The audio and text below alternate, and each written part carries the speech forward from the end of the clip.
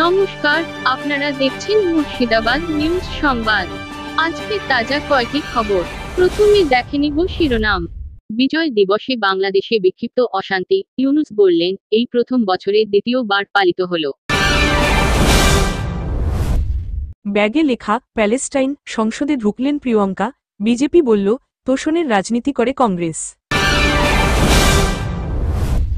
যৌন হরমোনের ক্ষরণ বন্ধ করানো হোক ধর্ষণের সাজা, আর্জি শুনে কেন্দ্রের মতো চাইল সুপ্রিম কোর্ট।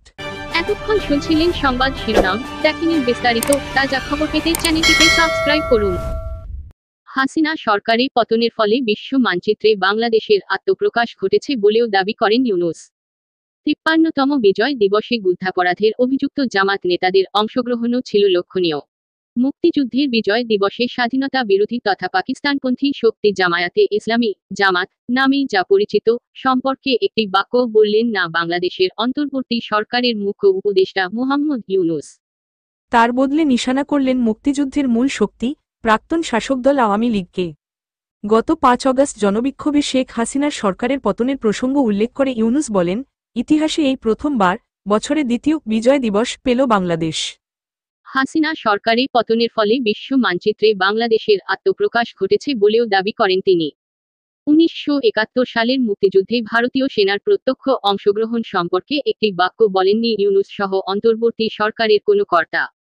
বরং নয়াদিল্লিকে নিশানা করে গণসংহতি আন্দোলনের প্রধান সমন্বয়কারী জুনায়েদ সাকি সাভারে মুক্তিযুদ্ধের শহীদদের স্মৃতিসৌধে শ্রদ্ধা করতে গিয়ে বলেন, ভারতের সঙ্গে বাংলাদেশের বন্ধুত্বের সম্পর্ক বলা হলেও সেটি আসলে বন্ধুত্বে ছিল না।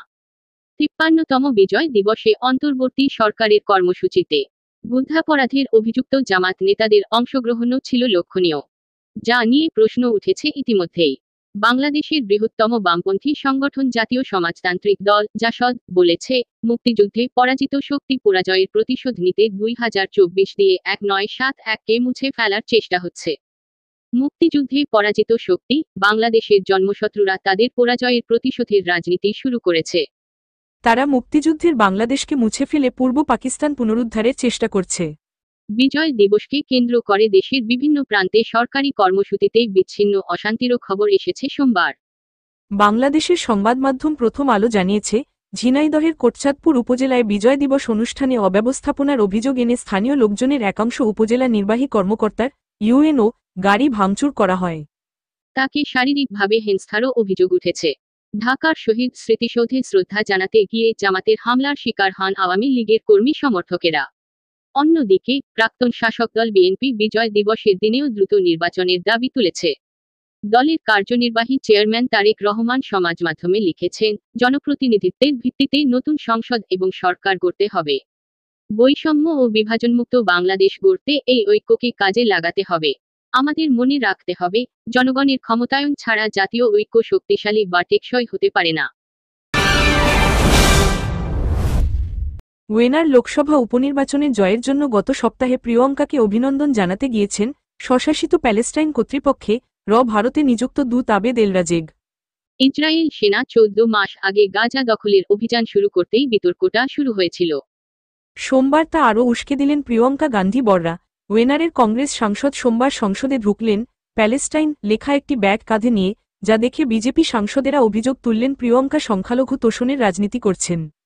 গত ৭ই অক্টোবর গাজা ভূখণ্ড থেকে ইসরায়েলে হামলা চালিয়েছিল স্বাধীনতাপন্থী সশস্ত্র প্যালেস্টাইনি গোষ্ঠী হামাস। তারপর থেকে গাজা এবং আর এক প্যালেস্টাইনি ভূখণ্ড ওয়েস্ট ব্যাংকে ধারাবাহিক হামলা এবং গ্রাউন্ড অপারেশন চালিয়ে প্রায় ৫০,০০০ মুসলিমকে খুন করেছে ইসরায়েলি সেনা। এদের অধিকাংশই নিরপরাধ সাধারণ মানুষ, মহিলা এবং শিশু। কংগ্রেস ইতিমধ্যেই জঙ্গি দমনের অছিলায় ইসরায়েল সেনার প্যালেস্টাইনি গণহত্যার বিরুদ্ধে সরব হয়েছে।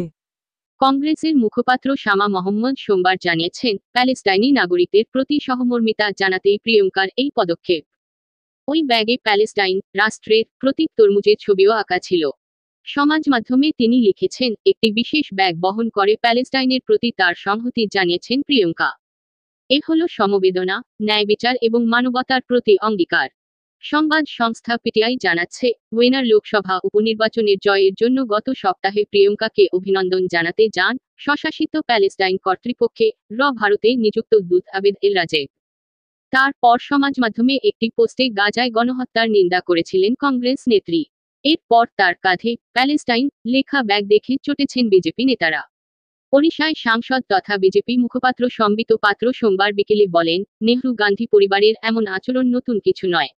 জওহরলাল থেকে প্রিয়ঙ্কা পর্যন্ত সকলেই তোষণের ঝুলি নিয়ে ঘুরে বেড়ান। ওদের কাঁধে কখনো জাতীয়তাবাদ বা দেশপ্রেমের ঝুলি দেখবেন না। ধর্ষণ এবং অন্য গুরুতর যৌন নির্যাতনের মামলায় কড়া আইন চালু করার প্রস্তাব জানিয়ে মামলা দায়ের হয়েছে সুপ্রিম কোর্টে। মোট 10 দফা দাবি নিয়ে মামলা করেছে সুপ্রিম কোর্টের মহিলা আইনজীবী সংগঠন। ধর্ষণ মামলার আসামি যাতে একই অপরাধ পুনরায় না করতে পারেন তা নিশ্চিত করতে কড়া আইনের আর্জি নিয়ে মামলা হয়েছে সুপ্রিম কোর্টে। এই ধরনের গুরুতর অপরাধে দোষী সাব্যস্ত হওয়ার পর বিশেষ চিকিৎসার মাধ্যমে আসামির যৌন হরমোনের ক্ষরণ বন্ধ করিয়ে দেওয়ার কথা বলা হয়েছে মামলায়। ধর্ষণ মামলায় এটিকে একটি সাজা হিসেবে বিবেচনা করার আর্জি জানানো হয়েছে। পাশাপাশি মহিলাদের উপর এই ধরনের অত্যাচারের মামলায় কোনো জামিন না দেওয়ার প্রস্তাবও দেওয়া হয়েছে। আইনি খবর পরিবেশনকারী ওয়েবসাইট বার অ্যান্ড বেঞ্চ অনুসারে ওই মামলায় কেন্দ্র এবং বিভিন্ন রাজ্যের বক্তব্য জানতে চেয়েছে শীর্ষ আদালত। সুপ্রিম কোর্টে মামলাটি করেছে শীর্ষ আদালতের মহিলা আইনজীবীদের সংগঠন। মামলাকারী এ বিষয়ে আরজি করের মহিলা চিকিৎসককে ধর্ষণ এবং খুনের ঘটনার কথাও উল্লেখ করেছে বলে জানিয়েছে বার অ্যান্ড বেঞ্চ। এছাড়া উত্তরপ্রদেশ, কর্ণাটক, মহারাষ্ট্রের মতো রাজ্যগুলিতেও ধর্ষণ এবং যৌন নির্যাতনের অপরাধ বৃদ্ধি পাচ্ছে বলে অভিযোগ মামলাকারীর। মহিলা, শিশু এবং রূপান্তরকামীদের উপর অপরাধ রুখতে 10 দফা পদক্ষেপ গ্রহণের আর্জি জানিয়েছে মামলাকারী পক্ষ। বিচারপতি সূর্যকান্ত এবং বিচারপতি উজ্জ্বল ভুয়ার বেঞ্চ সোমবার ওই মামলায় নোটিশ জারি করেছে। সুপ্রিম কোর্টের মৌখিক পর্যবেক্ষণ, শান্তিমূলক আইনের কোথায় ঘাটতি রয়েছে তা আমাদের দেখতে হবে। যৌন নির্যাতন সংক্রান্ত অপরাধের ক্ষেত্রে সংস্কারের প্রয়োজন রয়েছে বলে মনে করছে মামলাকারী সংগঠন। আইন সংক্রান্ত বিষয়ে 10 দফা সংস্কারের দাবি সুপ্রিম কোর্টের নজরে এনেছে ওই সংগঠন। মামলাকারী আইনজীবী সংগঠনের দাবিগুলির মধ্যে রয়েছে, যৌন নির্যাতনে কারা দোষী সাব্যস্ত হচ্ছেন এ বিষয়ে জাতীয় স্তরে তালিকা তৈরি করতে হবে। যারা দোষী সাব্যস্ত হবেন তাদের চিকিৎসা করে যৌন হরমোন ক্ষরণ বন্ধ করানোর ব্যবস্থা করতে হবে। অনিয়ন্ত্রিত পর্নোগ্রাফির উপর হ্রাস টানতে হবে। স্কুলে স্কুলে সচেতনতা বৃদ্ধি করতে হবে। গুরুতর যৌন নির্যাতনের মামলায় 6 মাসের মধ্যে বিচার শেষ করার সময়সীমা বেঁধে দিতে হবে। এই ধরনের মামলার ক্ষেত্রে কেউ জামিন পাবেন না এমন নিয়ম চালু করতে হবে। এছাড়া কর্মক্ষেত্রে, শিক্ষা প্রতিষ্ঠানে এবং সাধারণের ব্যবহারের জায়গাগুলিতে মহিলাদের জন্য পর্যাপ্ত শৌচালয়ের ব্যবস্থা করার দাবি জানিয়েছে ওই সংগঠন। এই ধরনের সংবেদনশীল মামলার ক্ষেত্রে পুলিশের আচরণ যাতে ঠিকঠাক থাকে সে বিষয়টি নিয়েও আদালতের দৃষ্টি আকর্ষণ করেছেন তারা। পাশাপাশি ট্যাক্সি পরিষেবার সঙ্গে যুক্ত মানুষেরা যাতে যাত্রীদের সঙ্গে সঠিক আচরণ করেন সে বিষয়ে একটি হ্যান্ডবুক চালু করা এবং কর্মক্ষেত্রে সিসিটিভি বসানোরও দাবিও জানিয়েছে মামলাকারী সংগঠন। চিকিৎসার মাধ্যমে আসামির যৌন হরমোনের ক্ষরণ বন্ধ করিয়ে দেওয়ার প্রস্তাবের ক্ষেত্রে ভিন দেশের উদাহরণও টেনেছে মহিলা আইনজীবীদের সংগঠন। তাদের দাবি, এই ব্যবস্থা চালু করার কারণে দক্ষিণ কোরিয়া, ইন্দোনেশিয়ার মতো দেশগুলিতে মহিলাদের উপর এই ধরনের যৌন নির্যাতন কমেছে।